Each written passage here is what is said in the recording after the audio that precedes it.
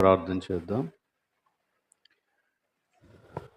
పరిశుద్ధుడైన మా ప్రభువానికి స్తోత్రములు.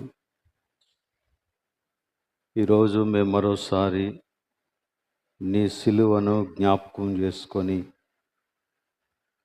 మా పాపముల కొరకై నీవు చేసిన గొప్ప యాగాన్ని జ్ఞాపకం చేసుకొని మేము నిన్ను స్తుతించినట్లు మమ్మను కనికరించావు గనక నీకు స్తోత్రాలు.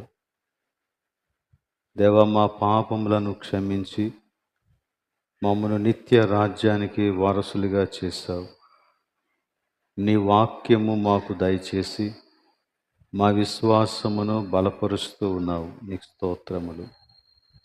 గనుక ఈ రోజున ఈ మా సహవాసంలో మేము నీ వాక్యాన్ని ధ్యానిస్తూ ఉండగా మమ్మను మీరే బలపరచుమని ఈ ప్రార్థన మా ప్రభువును రక్షకుడైన యేసు నామములో అడుగుచూ ఉన్నాం తండ్రి, ఆమేన్. ప్రభువైన యేసుక్రీస్తు నామములో మీకు అందరికీ వందనాలు. ఇది 9వ రోజు మనము వాక్య ధ్యానాలు చేస్తూ ఉన్నాం. ఈ 8 దినాలు యేసుక్రీస్తు సిలువ వేయబడి మరణించి సమాధి చేయబడి తిరిగి లేచిన తరువాత ఆయన ఇచ్చినటువంటి అంతిమ ఆజ్ఞను పురస్కరించుకొని అక్కడి నుంచి మనం ధ్యానాలను ప్రారంభించాం. ఒక సంఘముగా, విశ్వాస సమాజముగా మనకందరికీ దేవుని యొక్క వాక్యాన్ని గూర్చి, ఆయన క్రియలను గూర్చి, ఆయనను గూర్చి ఒక మంచి అవగాహన ఉండడం ఎంతైనా అవసరం. ఒక విశ్వాసి తనకు తెలిసిన దానికంటే ఉన్నతమైన ప్రమాణం కలిగిన జీవితాన్ని జీవించలేడు. అంటే మనకి ఎంతవరకు తెలుసో అంతవరకే జీవించగలం, అంతవరకే ఆలోచించగలం, అంతవరకే ఏదైనా చేయగలం. గనక విశ్వాసంలో ఎదగాలి అంటే ఖచ్చితంగా దేవుని యొక్క వాక్య జ్ఞానంలో ఎదగాలి. దేవుని వాక్యములో, ఆయన జ్ఞానంలో ఎదగాలి అంటే దేవుని యొక్క వాక్యాన్ని మనం పరిశీలనగా ధ్యానించాలి. ఇవన్నీ కూడా ఒకదానితో ఒకటి మిళితమైనటువంటి విషయాలు. అవి మనం విశ్వాస జీవితాన్ని పోషించుకోవాలంటే తప్పకుండా చేయాల్సినటువంటి ధ్యానాలు ఇవి. యేసుక్రీస్తు ఆయన చెప్పినటువంటి విషయం ఏంటంటే, మనుషుడు రొట్టె వలన మాత్రము కాదు, దేవుని నోట నుండి వచ్చి ప్రతి మాట వలన జీవిస్తాడు. మన విశ్వాసం మనకి భౌతిక జీవితానికి కావలసిన వాటిని మాత్రమే సంపాదించుకోవటానికి వినియోగిస్తే దానివలన పెద్ద ప్రయోజనం ఉండదు.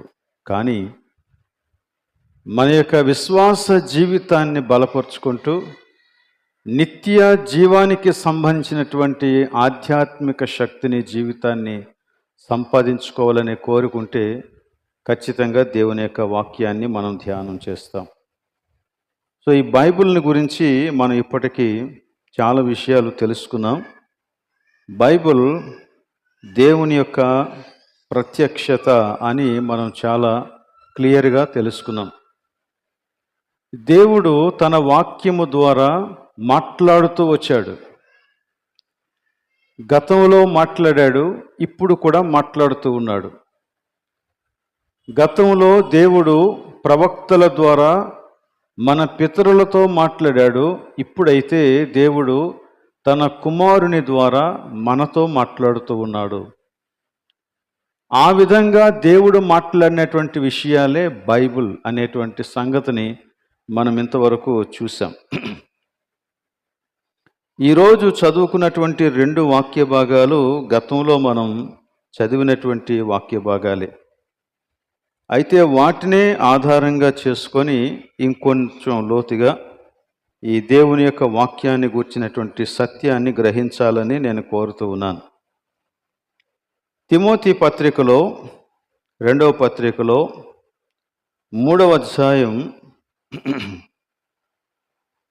14 నుండి 17 వరకు చదివినటువంటి ఆ వాక్య భాగంలో లేఖనాలను గురించి మాట్లాడతాడు.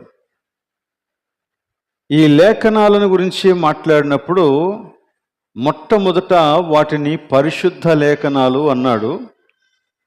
అవి ఒక వ్యక్తిని రక్షణలోనికి నడిపించేటువంటి జ్ఞానాన్ని ఇస్తాయి అని చెప్పాడు.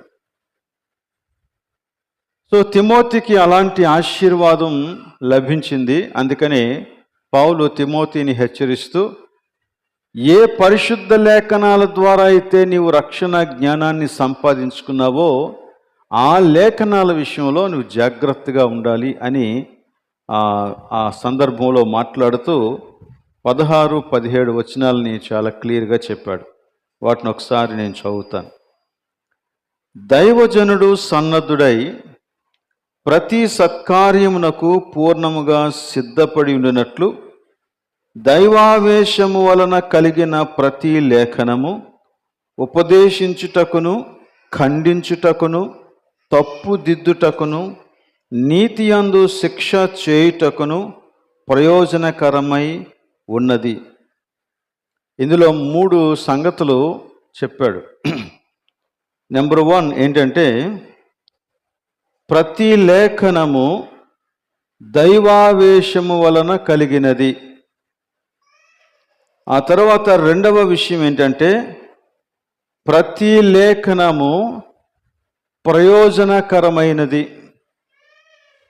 3వ విషయం ఏంటంటే, ప్రతి లేఖనము దైవజనుణ్ణి సత్కార్యమునకు పూర్ణముగా సిద్ధపరచును. ఈ 3 విషయాలు మనం ఇందులో చూడగలం. ప్రతి లేఖనము అని చెప్పినప్పుడు బైబిల్లో ఉన్నటువంటి వాక్య భాగాలన్నింటిని గురించి మాట్లాడుతూ ఉన్నాడు. బైబిల్లో ఉన్నటువంటి ప్రతి లేఖన భాగాన్ని గురించి మాట్లాడుతూ ఉన్నాడు. దైవావేశము వలన కలిగిన ప్రతి లేఖనము అని ఇక్కడ వ్రాయబడినటువంటి సంగతిని కొంతమంది ఎలా ఇంటర్ప్రిట్ చేస్తూ ఉన్నారంటే, ఇదంతా ఈ బైబిల్లో ఉన్నదంతా దైవావేశము వలన కలిగిన లేఖనం కాదు, కానీ బైబిల్లో దైవావేశం వలన కలిగినటువంటి లేఖనాలు ఉన్నాయి అని చెప్తూ ఉన్నారు. ఈ డిఫరెన్స్ మీరు గ్రహిస్తున్నారని అనుకుంటున్నాను. అంటే వారు చెప్పే విషయం ఏంటంటే, బైబిల్లో ఉన్నటువంటి వాక్యాలన్నీ దైవావేశం వలన కలిగినవి కావు, కేవలం అందులో కొన్ని వాక్య భాగాలు మాత్రమే దైవావేశం వలన కలిగినవి అని కొంతమంది చెబుతూ ఉన్నారు. దానికి కారణం ఈ విధంగా ఈ వాక్య భాగం రాయటం వలన, దైవావేశము వలన కలిగిన ప్రతి లేఖనము అని వ్రాయటం వలన. యాక్చువల్గా దీన్ని ట్రాన్స్లేషన్ ఎలా ఉండాలో క్రింద ఫుట్ నోట్స్లో చెప్పాడు. 5 అని అంకె వేసి ఫుట్ నోట్స్లో ఏం రాశాడు? ప్రతి లేఖనము దైవావేశము వలననే కలిగినది. అంటే దాన్ని రివర్స్లో చెప్పాడు. దైవావేశం వలన కలిగిన ప్రతి లేఖనము అంటే ఈ బైబిల్లో ఉన్నటువంటి వాక్య భాగాలన్నింటిలో దైవావేశం వలన కలిగినటువంటి లేఖనాలు వేరుగా ఉన్నాయి అన్నట్లుగా వారు దాన్ని ఇంటర్ప్రిట్ చేశారు. కానీ నిజానికి ఒరిజినల్గా దాని యొక్క అర్థం ఏంటంటే, ఈ బైబిల్లో ఉన్నటువంటి ప్రతి వాక్య భాగము దైవావేశము వలన కలిగినది. దీన్ని మనం ఇంగ్లీష్లో చూస్తే గాడ్ బ్రెత్ అని ఉంటుంది. అంటే దేవుని యొక్క ఊపిరి, దేవుడే వీటిని మాట్లాడాడు. దేవుడు మాట్లాడగా బైబిల్లోని ప్రతి వచనం, ప్రతి వాక్యం కలిగింది అనేటువంటి సంగతిని బైబిల్ సుస్పష్టంగా తెలియజేస్తూ ఉంది. అయితే ఏది ఏమైనా దేవుని యొక్క ఉచితమైనటువంటి కృపలో ఆయన చిత్తాన్ని బట్టి లేఖనాలు ఇప్పటికీ సజీవంగానే ఉన్నాయి. కొంతమంది ఈ లేఖనాలను గురించి మాట్లాడుతూ ఒక సిద్ధాంతాన్ని ప్రతిపాదించారు. అదేంటంటే, అంటే వారికి సహజంగానే కొన్ని ఎబిలిటీస్ ఉన్నాయి. వారు బాగా చక్కగా తాత్వికంగా ఆలోచించగలరు, ఉన్నతంగా ఆలోచించగలరు, చక్కగా వ్రాయగలరు. కాబట్టి వారు భక్తితో ఉన్నటువంటి వారు గనక భక్తిని కనుపరిచేటువంటి వాక్య భాగాలను రాశారు అని చెప్తారు. కానీ బైబిల్లో మనం చూస్తే ఎంతోమంది పామరులైనటువంటి వారు ఈ వాక్య భాగాలు రాసినటువంటి సంగతిని మనం ఒప్పుకోక తప్పదు. దానికి ఆమోసు ఒక మంచి ఉదాహరణ. ఆమోసుతో వారు మాట్లాడతారు, ఆమోసు నువ్వు ఇలా మాట్లాడుతున్నావు, ఇలా మాట్లాడటానికి వీలు లేదు అన్నారు. అంటే అప్పుడు ఆమోసు వారికి ఇచ్చినటువంటి సమాధానం ఏంటంటే, నా తండ్రి ప్రవక్త కాడు, నేను కూడా ప్రవక్తను కాను, నేను కేవలము పశువుల కాపరిని. నేను నా పశువులను కాచుకుంటూ ఉండగా దేవుడు నన్ను పిలిచి నీవు పోయి ఈ మాటలు నా ప్రజలకు తెలియజేయు అని చెప్పాడు, కాబట్టి నేను తెలియజేస్తున్నాను అన్నాడు. అలాగనే పేతురు యోహాన్లను వారు చూసినప్పుడు వారి మాటలకు ఆశ్చర్యపడి, అపోస్తుల కార్యాలు 4వ అధ్యాయంలో ఉంటుంది, వారి మాటలకు ఆశ్చర్యపడి వీరు పామరులు, విద్య లేని పామరులు అని వారు తెలుసుకొని వీరు క్రీస్తుతో కూడా ఉన్నవారు అని గ్రహించి వారు మాట్లాడుతున్నటువంటి మాటలకు ఎదురు చెప్పలేక ఊరుకున్నారంట. అంటే ఇది దేవుని యొక్క వాక్యమే కానీ మానవుని యొక్క సామర్థ్యాన్ని బట్టి వ్రాసినటువంటి మాటలు కావు. మానవ సామర్థ్యాన్ని బట్టి వ్రాసేటువంటి మాటలు చాలా ఉన్నప్పటికీ ఇవి దేవుని యొక్క వాక్యం లేక బైబిల్లో ఉన్నటువంటి వాక్య భాగాలు మానవుని యొక్క సామర్థ్యముతో వ్రాయబడినటువంటి మాటలు కాదు. ఎందుకంటే మనుష్యుల యొక్క సహజ సిద్ధమైనటువంటి సామర్థ్యానికి అతీతంగా దేవుని యొక్క వాక్యం బయలుపరచబడింది. ఇందులో ఉన్నటువంటి చాలా విషయాలు అవి వ్రాసినటువంటి వారికి కూడా తెలియనటువంటి సంగతులు. ఇంకా మనం గమనిస్తే మరికొంతమంది ఏమన్నారంటే, అలా కాదు, మనుష్యులకు కొన్ని సహజ సిద్ధమైనటువంటి సామర్థ్యాలు ఉన్నాయి, అయితే వారు బుద్ధికి మించినటువంటి సంగతులు రాయటానికి కారణం ఏంటి అంటే వారికి దేవుని యొక్క పరిశుద్ధాత్మ శక్తి తోడైంది, అందుచేతనే వారు ఇలాంటి సంగతులు వ్రాయగలిగారు అని రెండవ సిద్ధాంతాన్ని ప్రతిపాదించారు. దాన్ని ఏమంటారంటే డైనమిక్ ఆర్ మిస్టికల్ ఇన్స్పిరేషన్. సహజ సిద్ధమైనటువంటి సామర్థ్యంతో పాటు పరిశుద్ధాత్మ వారికి అనుగ్రహించినటువంటి శక్తి అని రెండింటినీ మిళితం చేస్తారన్నమాట. ఓకే, సో సహజ సిద్ధమైనటువంటి సామర్థ్యాన్ని గురించి మనం ఇందాకే చెప్పుకున్నాం. అది ఆ సామర్థ్యం లేనటువంటి అనేక మంది బైబిల్ యొక్క వాక్యాలను వ్రాసినటువంటి సంగతులను మనం చూసాం. ఆ తర్వాత మరొక రకమైనటువంటి థియరీ, అదేంటంటే డిగ్రీ ఇన్స్పిరేషన్. అంటే లేఖనాలు అన్నీ కూడా ఒకే విధమైనటువంటి పరిశుద్ధాత్మ ప్రేరణను కలిగి లేవు. కేవలం కొన్ని వాక్య భాగాలు ఎక్కువ శక్తివంతమైనటువంటి వాక్య భాగాలు ఉన్నాయి, మరికొన్ని వాక్య భాగాలు అంత శక్తివంతమైనవి కావు అని కొంతమంది ఒక సిద్ధాంతాన్ని ప్రతిపాదించి దానిని బోధించడం మొదలుపెట్టారు. సో ఈ సిద్ధాంతం ప్రకారంగా వారు ఏం చేశారంటే ఏవైతే వారికి అనుకూలంగా ఉన్నాయో వాటన్నింటినీ కూడా దేవుని యొక్క గొప్ప శక్తితో కూడుకున్నటువంటి ప్రవచనాలని, మిగిలిన వాటిని అలాంటి ప్రవచనాలు కావని వారు వాటిని నిర్లక్ష్యం చేశారన్నమాట. సో ఈ విధమైనటువంటి థియరీ కూడా సంఘాలను చాలా వరకు కన్ఫ్యూజన్ చేసింది.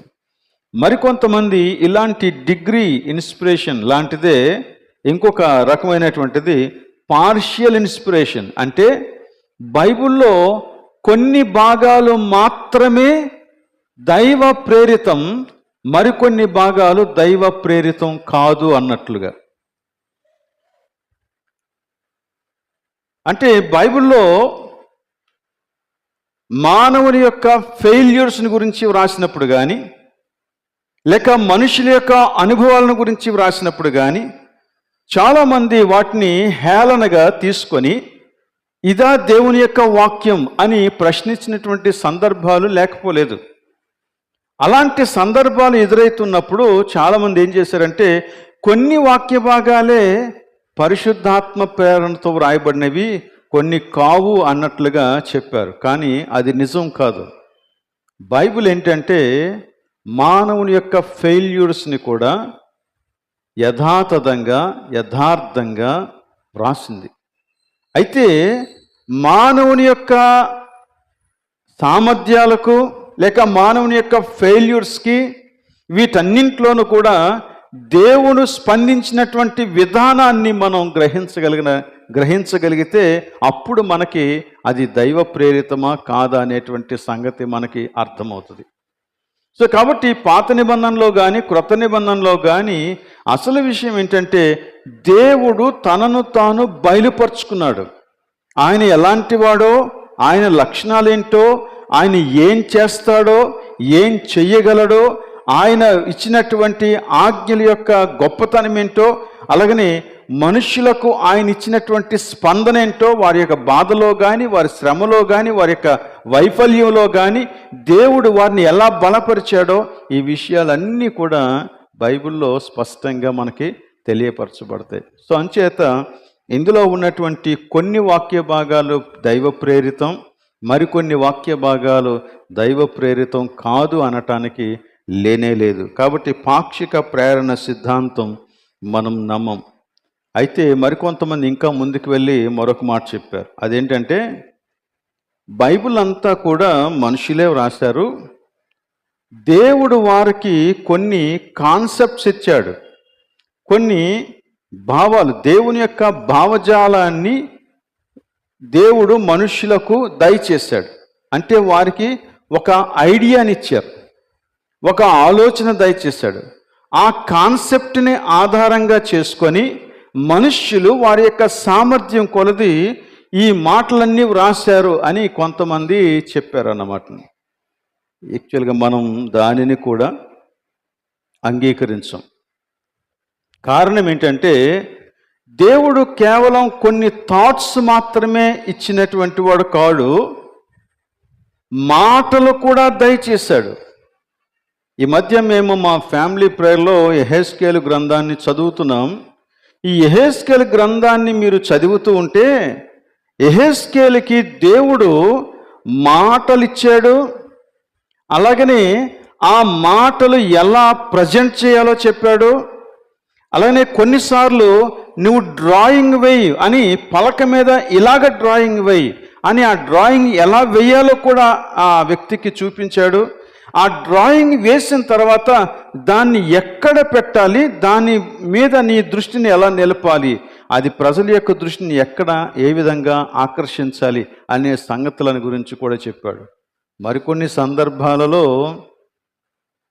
ప్రవక్తని దేవుడు పిలిచి, నరపుత్రుడా నువ్వు ఎడం వైపు మాత్రమే పడుకో అన్నాడు. ఆ తర్వాత కొంతకాలానికి మరలా నువ్వు కుడివైపు మాత్రమే పడుకో అన్నాడు. ఇలాంటి విషయాలన్నీ చెబుతూ ఉంటే వాటన్నింటిలోనూ కూడా దేవుడు ఎంత శ్రద్ధ కలిగి ప్రతి చిన్న విషయాన్ని కూడా ఆయనే బయలుపరిచి దేవుని యొక్క వాక్యాన్ని వ్రాయించాడన్న సంగతి మనకి అర్థమవుతుంది.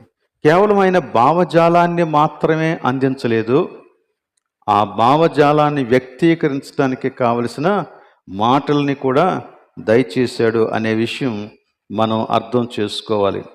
అందుకనే కొరింథీయులకు రాసినటువంటి మొదటి పత్రికలో 2వ అధ్యాయంలో 13వ వచనంలో పౌలు ఏమంటాడంటే, మేము ఆత్మ సంబంధమైన మాటలు మాట్లాడుతున్నాం అని చెప్పాడు. అక్కడ మేము ఆత్మ సంబంధమైనటువంటి మాటలు మాట్లాడుతున్నాం అంటే దేవుడు వారికి మాటలు దయచేశాడు. అందుకని పాత నిబంధన గ్రంథంలో చాలాసార్లు ఆ ప్రవక్తలు మాట్లాడినప్పుడు యెహోవా సెలవిచ్చిన వాక్కు ఇదే, వాక్కు ఇదే. వాక్కు అంటే మాట, ఆయన దయచేసినటువంటి మాట.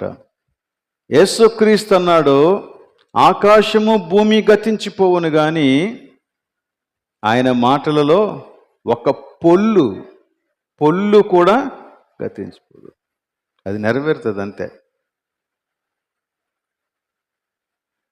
కాబట్టి ప్రతి మాట దైవ ప్రేరితం అనేటువంటి విషయాన్ని మనం ఈ రోజున గ్రహించాలని నేను మీకు తెలియజేస్తూ ఉన్నాను.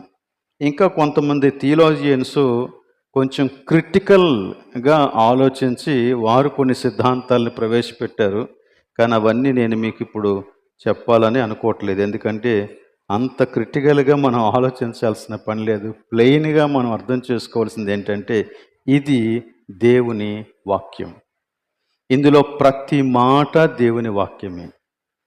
ఏ పుస్తకాన్ని ఇది దేవుని యొక్క వాక్యం కాదు అని కొట్టేయడానికి లేనే లేదు. ప్రతి పుస్తకం, ప్రతి మాట దేవుని యొక్క వాక్యమే. అది దేవుడే మన కొరకు వ్రాయించాడు అన్నటువంటి సంగతిని మనం ఖచ్చితంగా నమ్మాల.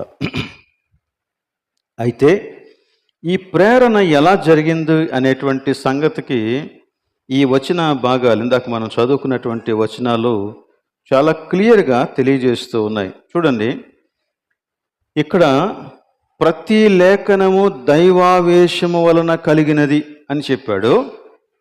పేతురు తన పత్రికలో, రెండవ పత్రికలో మొదటి అధ్యాయంలో 20-21 వచనాల్లో రెండు సంగతులు నెగిటివ్గా చెప్పాడు. అదేంటంటే మొదటిది 20వ వచనంలో ఏం చెప్పాడంటే, ఒకడు తన ఊహను బట్టి చెప్పుట వలన లేఖనములో ఏ ప్రవచనము పుట్టదు.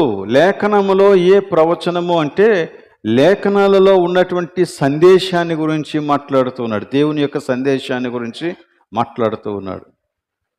సో ఇక్కడ పుట్టదు అని చెప్పినప్పుడు దాని యొక్క మూలం గురించి మాట్లాడుతూ ఉన్నాడు.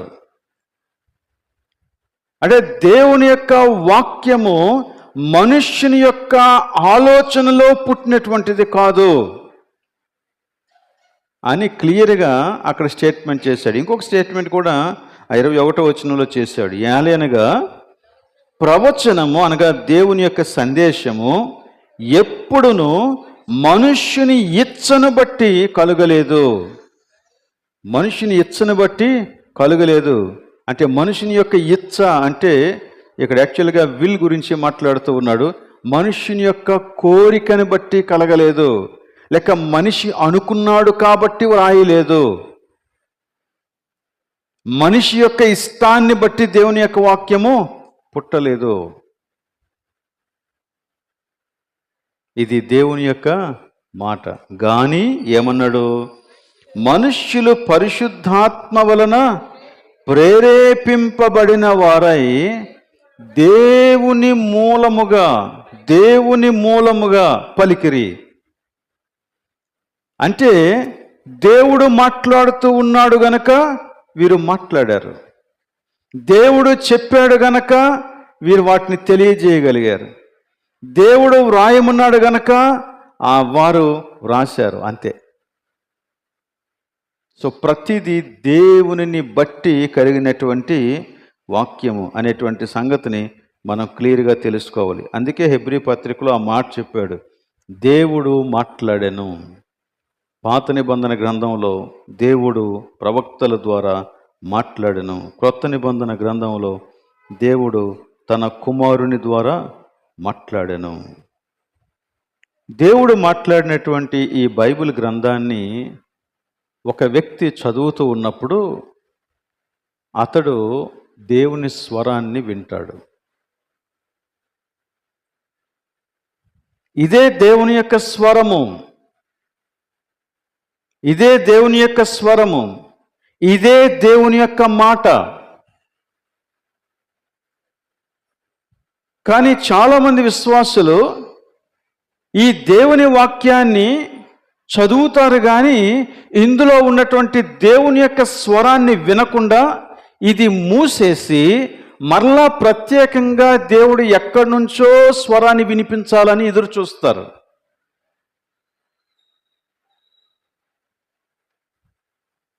అది మనుష్యులను తప్పుడు మార్గంలోనికి నడిపిస్తుంది. ఇంతకుముందు నేను ఒక సంఘంలో చేసినప్పుడు అక్కడ ఒక ఆమె ఉండేది. ఆమె మంచి విశ్వాసే, మరి ఆమెకున్నటువంటి అనుభవం ఏంటో నాకు తెలియదు. ఆమె ఎప్పుడు సాక్ష్యం చెప్పినా ఒక మాట చెప్పేది. అదేంటంటే దేవుడంట ఆమె చెవిలో మాట్లాడుతూ ఉంటాడంట. సో ఆమె ఏదైనా అనుకుంటే ఆ మాట చెయ్యాలని కానీ లేకపోతే చేయకూడదని కానీ దేవుడు ఒక ఫోన్ మనం దగ్గర పెట్టుకుంటే చెవులు ఎలా మాట్లాడుతుందో అలా మాట్లాడుతూ ఉంటాడంట. ఆమె వ్యక్తిగత అనుభవాన్ని నేను తృణీకరించలేను, కానీ ప్రతి విశ్వాసి దేవుని స్వరం కోసం గాలిలో వెతకూడదు. దేవుని స్వరం కోసం దేవుని వాక్యమైన బైబిల్లో వెతకాల. ఎందుకంటే ఆమె అలాంటి అనుభవాలు చెప్పినప్పటికీ కూడా ఆ అనుభవాలలో ఎక్కువ శాతం నెరవేరినవి కావు. ఒకటి.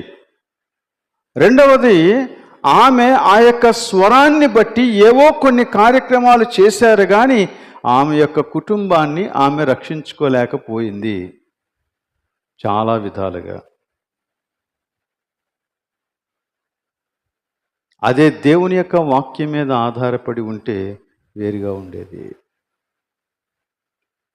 కనుక మనము బైబిల్ని చదివినప్పుడు ఇందులో ఉన్నటువంటి దేవుని యొక్క స్వరాన్ని గ్రహించటానికి మన చెవులను, మన మనస్సులను, మన యొక్క హృదయాలను కేంద్రీకరించాలా.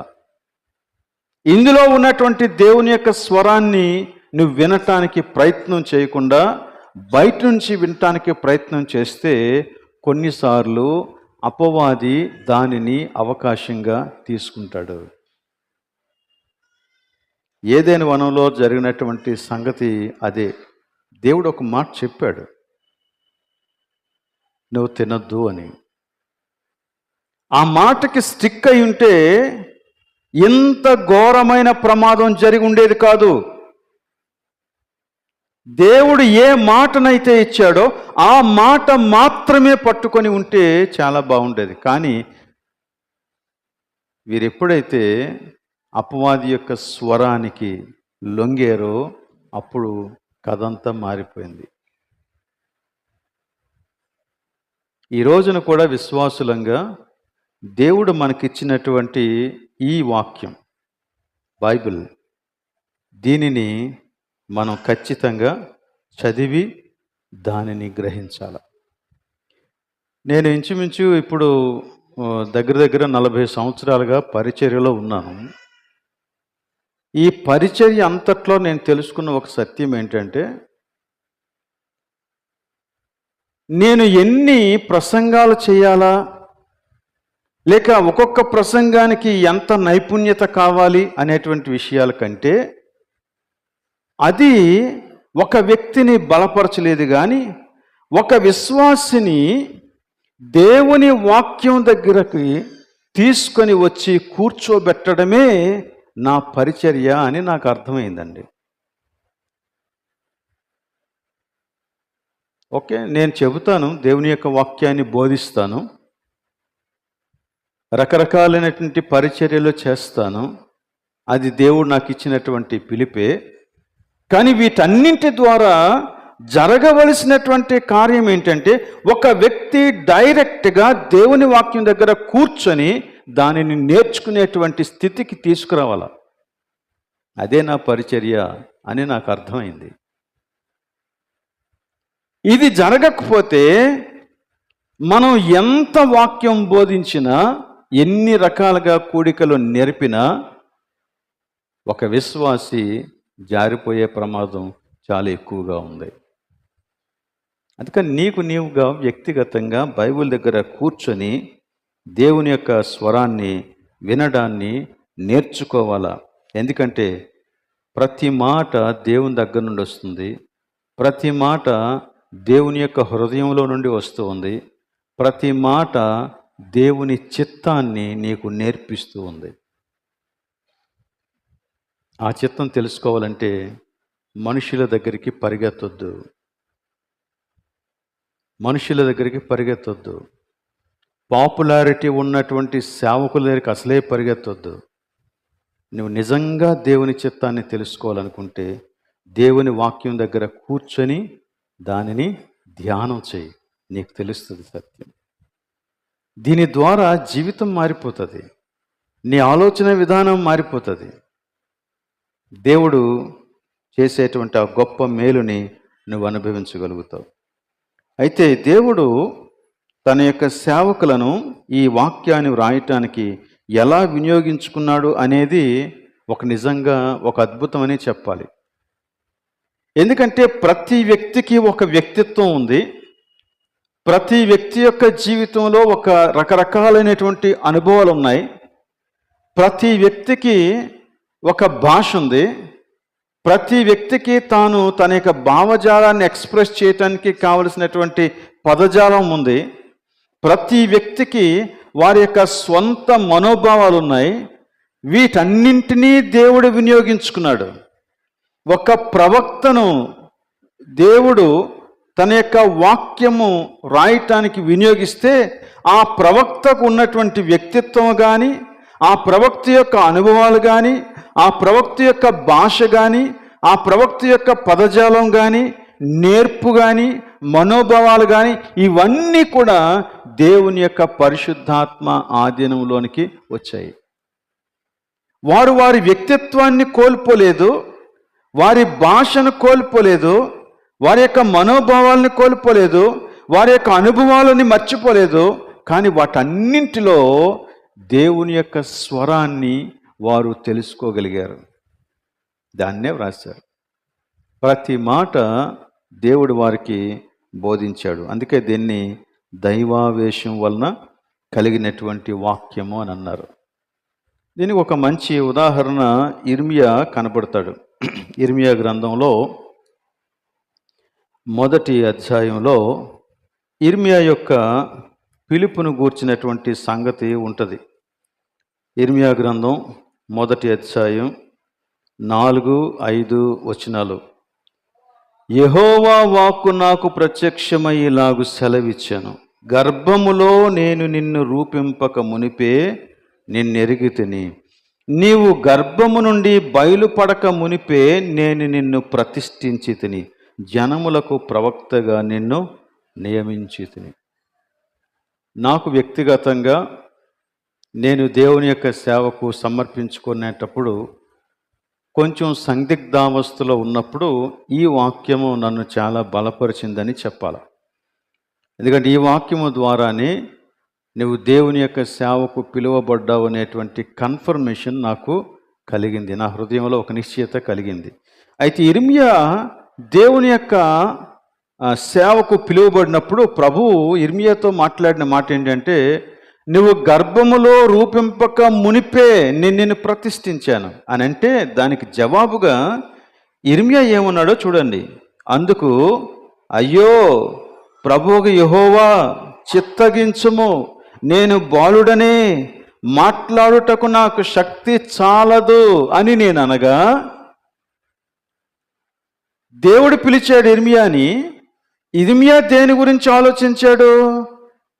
దేవుని గురించి ఆలోచించలేదు, తన సామర్థ్యం గురించి ఆలోచించాడు, తన వయస్సుని గురించి ఆలోచించాడు, తన యొక్క అనుభవాన్ని గురించి ఆలోచించాడు. అయ్యో నేను చాలా బాలుడను, నేను వెళ్ళి మాట్లాడాల్సినటువంటి వ్యక్తులందరూ కూడా చాలా పెద్ద వయస్సు వారు, గొప్ప అనుభవం ఉన్నటువంటి వారు, వారితో మాట్లాడడానికి నాకు శక్తి చాలదు అని చెబితే, అప్పుడు ప్రభు ఇంకొక మాట సెలవిచ్చాడంట 9వ వచనంలో. అప్పుడు యెహోవా చెయ్యి చాపి నా నోరు ముట్టి ఈలాగు సెలవిచ్చాను, ఇదిగో నేను నీ నోట నా మాటలు ఉంచి ఉన్నాను, కాబట్టి నువ్వు వెళ్ళు అన్నాడు. ఏమన్నాడు? ప్రభువు చెయ్యి చాపి నోరు ముట్టి నీ నోట నా మాట నేను ఉంచాను, నువ్వు వెళ్ళు. ఇది ప్రతి ప్రవక్త యొక్క అనుభవం,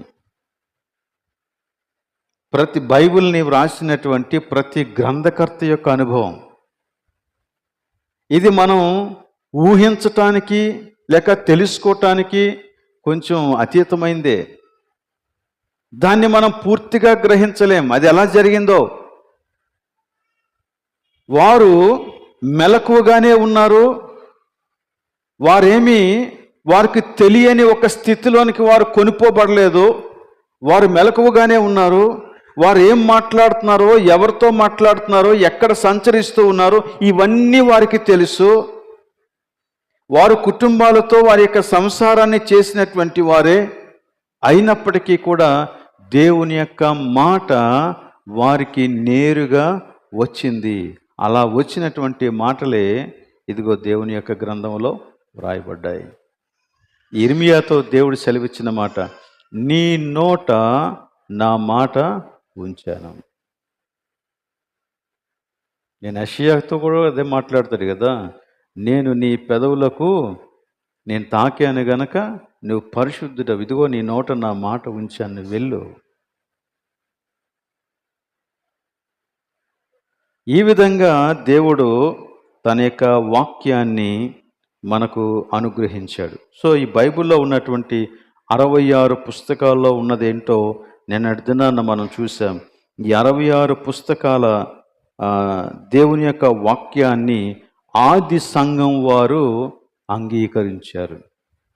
అలానే చరిత్ర మొత్తంలో దేవుని యొక్క సంఘం, అలానే చర్చ్ కౌన్సిల్ వారు ఆది సంఘంలో ఆ మొదటి శతాబ్దాలలో ఉన్నటువంటి సంఘ పెద్దలు ఇదే దేవుని వాక్యం అని దేవుని యొక్క ఆత్మచేత నడిపించబడి దీనిని మాత్రమే ఉంచారు.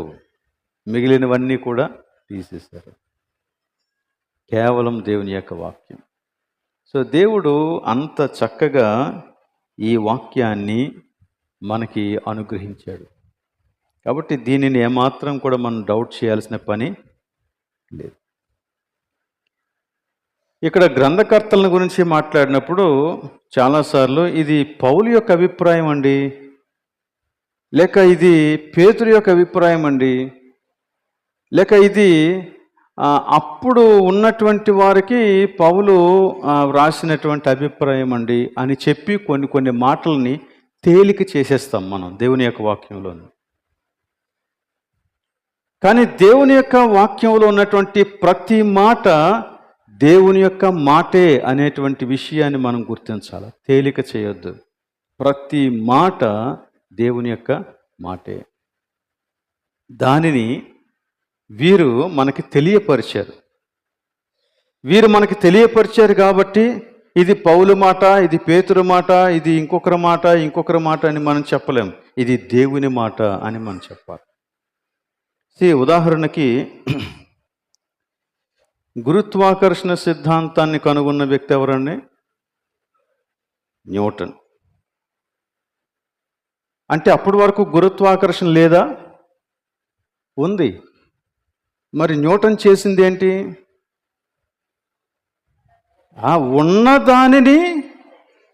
ఉన్నదానిని తెలుసుకొని మనకి చెప్పాడు. బాబు, భూమికి గురుత్వాకర్షణ శక్తి ఉంది, దానివల్ల ఇన్ని పనులు జరుగుతున్నాయి అని ఆ గురుత్వాకర్షణ శక్తిని గూర్చి చెప్పాడు అంతే.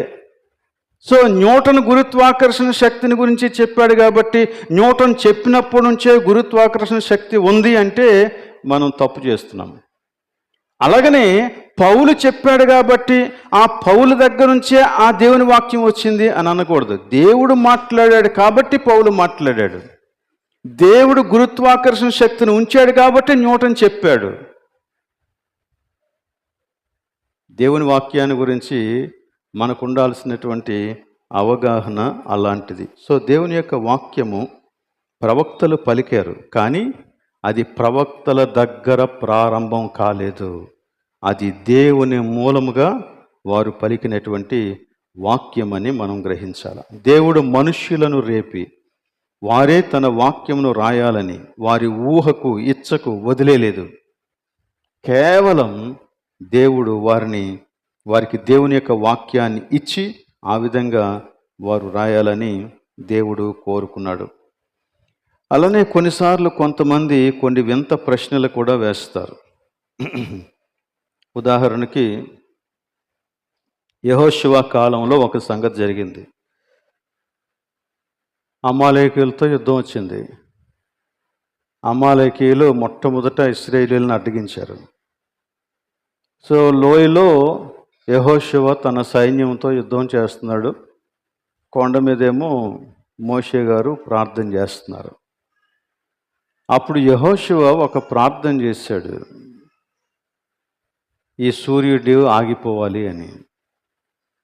సో అక్కడ సూర్యుడు ఆగిపోయాడు అని రాశాడు. ఇప్పుడు సైన్స్ ఏం చెప్తుందంటే, సూర్యుడు ఆగిపోవడం ఏంటండి అంటే అసలు యాక్చువల్గా సూర్యుడు అక్కడే ఉంటాడు, భూమి కదా ఆగిపోవాలి అని. ఓకే, ఈ విషయం నిజమే అనిపిస్తుంది మనకి. ఎందుకంటే సైన్స్ ప్రకారంగా ఆలోచన చేస్తే సూర్యుని చుట్టూ భూమి తిరుగుతుంది. అలా తిరుగుతూ ఉండటం వలన రాత్రింబగళ్ళు ఏర్పడుతూ ఉన్నాయి. ఈ భూమి తన చుట్టూ తాను తిరుగుతూ సూర్యుని చుట్టూ తిరుగుతూ ఉండటం వలన కాలాలు, ఋతువులు అన్నీ మారుతున్నాయి. ఓకే, సైంటిఫిక్గా మాట్లాడుకుందాం మనం. మీరు సూర్యోదయం అంటారా లేక భూమి ఉదయం అంటారా? సూర్యోదయమే అంటారు. సూర్యుడు ఉదయించాడు అంటారు, సన్ రైజ్ అంటారు, అంతేగాని భూమి తిరిగింది అని అనరు కదా. అయ్యి మన కంటికి కనిపించేది అదే. సో సైంటిఫిక్గా మనకి చాలా ఫ్యాక్ట్స్ తెలుసు, కానీ మనం రోజువారీ మాట్లాడుకునేటువంటి మాటలు వేరు. మన కంటికి సూర్యోదయమే కనపడుతుంది, భూమి తిరగడం కనపడదు. కాబట్టి ఎంత పెద్ద సైంటిస్ట్ అయినా సన్ రైజే అంటాడు, ఇంకొక మాట వినియోగించడానికి అవ్వదు. అదంతే. ఇలాంటివి చాలా ఉన్నాయి. కాబట్టి బైబిల్ ఈ సైంటిఫిక్ థియరీస్కి ఊతాన్ని కల్పిస్తుందే తప్ప ఇది అబద్ధం కాదు. సైన్స్ ఏ విషయాన్ని కనుక్కోకముందే బైబిల్లో సృష్టిలో ఉన్నటువంటి రహస్యాలు చాలా వ్రాయబడి ఉన్నాయి. అలానే బైబిల్లో ప్రవచించినటువంటి ప్రతి ప్రవచనం చరిత్రలో మీరు గమనిస్తే అవి నెరవేరుతూ వచ్చాయి ప్రతి ప్రవచనం. దానికి ఒక బెస్ట్ ఎగ్జాంపుల్ ఏంటంటే యేసుక్రీస్తు యొక్క జననమే, యేసుక్రీస్తు యొక్క జీవితమే, యేసుక్రీస్తు యొక్క మరణమే, యేసుక్రీస్తు సమాధి చేయబట్టమే, యేసుక్రీస్తు తిరిగి లేవటం, యేసుక్రీస్తు ఆరోహణం అవ్వటం, ఈ మొత్తం అంతా కూడా అనేక వందల సంవత్సరాల క్రితమే ప్రవచించబడింది. అదంతా నెరవేరింది. కాబట్టి ఇప్పుడు యేసుక్రీస్తు ద్వారా మనకి ప్రకటించబడినటువంటి వాక్యం కూడా ఖచ్చితంగా నెరవేరుతుంది. కాబట్టి మనం చేయవలసింది ఏంటంటే, దేవుడు మనకు అనుగ్రహించినటువంటి ఈ వాక్యాన్ని మనం చదవాలా, దీనికి విధేయత చూపించాలా, దీన్ని మనం ఘనపరచాలా. ఇదే మనకి మంచి ప్రవర్తన నేర్పిస్తుంది. ఈ వాక్యాన్ని వదిలేసి మనం ఏం చేసినా దానివలన మనం పెద్ద ప్రయోజనాన్ని పొందలేం. అప్పుడు ఎలా ఉంటుందంటే, వాక్యాన్ని వదిలేస్తే బయటి వారు, దేవుణ్ణి తెలియని వారు ఏ విధంగా వారి యొక్క కామన్ సెన్స్ని బట్టి జీవిస్తారో మనం కూడా అంతవరకే జీవిస్తాం. సో అక్కడ ఉన్న డిసిప్లిన్కి ఇక్కడ ఉన్న డిసిప్లిన్కి పెద్ద తేడా ఉండదు. అక్కడ ఉన్న ప్రవర్తనకి ఇక్కడున్న ప్రవర్తనకి పెద్ద తేడా ఉండదు. కానీ దేవుని యొక్క మాటను బట్టి కనుక మనం ప్రతి దానిని మనం చేయగలిగితే సంఘము మన యొక్క కుటుంబాలు, మన వ్యక్తిగత జీవితాలు ప్రతి చోట దేవుణ్ణి మహిమపరుస్తాయి. దీనివలన నిత్య జీవార్థమైనటువంటి ఫలాలు మనం అనుభవిస్తాం. అట్టి కృప దేవుడు మనకి దయచేయనుగాక. ప్రార్థన చేద్దాం. అందరూ కూడా లేచి నిలువబడి తలలో ఉంచుకొని కన్నులు మూసుకొని ప్రార్థనలో ఏకీభవించాలని కోరుతూ ఉన్నాను. ప్రేమ కలిగిన మా ప్రభువానికి స్తోత్రములు. నీవే నీ ఉచితమైన కృపలో మమ్మను ప్రేమించి నీ మాటలు మాకు దయచేసినందులకు నీకు వందనాలు చెల్లిస్తూ ఉన్నాను. గనుక నీవు మాకు అప్పగించినటువంటి వాక్యాన్ని మేము ప్రేమించి ఘనపరచి దీనిని అనుదినము ధ్యానం చేస్తూ ఇందులో నీవు పలికిన ప్రతి మాటకు విధేయత చూపుతూ మేమందరము కలిసి నిన్ను మహిమపరచటానికి మాకు సహాయం దయచేయమని ప్రార్థన చేస్తూ ఉన్నాం. దేవా, నీ వాక్య ప్రభావము మా జీవితంలో ఉండనిమ్మని ప్రార్థన చేస్తూ ఉన్నాం. ప్రతిరోజు నీ స్వరాన్ని వినటానికి మాకు సహాయం దయచేయమని ప్రార్థన చేస్తూ ఉన్నాం. నీ మాట కంటే శ్రేష్టమైనది లేదు. నీ మాట వలన మేము జీవిస్తాం. మమ్మను కనికరిస్తావని నమ్ముతూ మరలా మేము నీకు ఇష్టమైతే రేపటి దినాన నీ సన్నిధిలో కలవటానికి సహాయం దయచేయమని ఈ ప్రార్థన మా ప్రభువును రక్షకుడైన యేసు నామములో అడుగుచూ ఉన్నాం తండ్రి. ఆమేన్. పరలోకమందున్న మా తండ్రి, నీ నామం పరిశుద్ధపరచబడునుగాక, నీ రాజ్యం వచ్చునుగాక, నీ చిత్తం పరలోకము నెరవేరినట్లు భూమి మీద నెరవేరునుగాక. మా అనుదిన ఆహారం మాకు దయచేయము. మా రుణస్థులను క్షమించిన ప్రకారం మమ్మల్ని క్షమించము. మమ్మల్ని శోధనకు తేక కీడును తప్పించము. ఎందుకనగా రాజ్యము, బలము, మహిమ నిరంతరము నీవైనావు తండ్రి. ఆమేన్. మన తండ్రి అయిన దేవుని ప్రేమ, కుమారుడైన యేసుక్రీస్తు యొక్క కృప, పరిశుద్ధాత్మిక అన్యోన్య సహవాసం ఇక్కడ చేరిన మనకందరకు, సంఘమంతటికి సదాకాలము తోడైండునుగాక. ఆమేన్.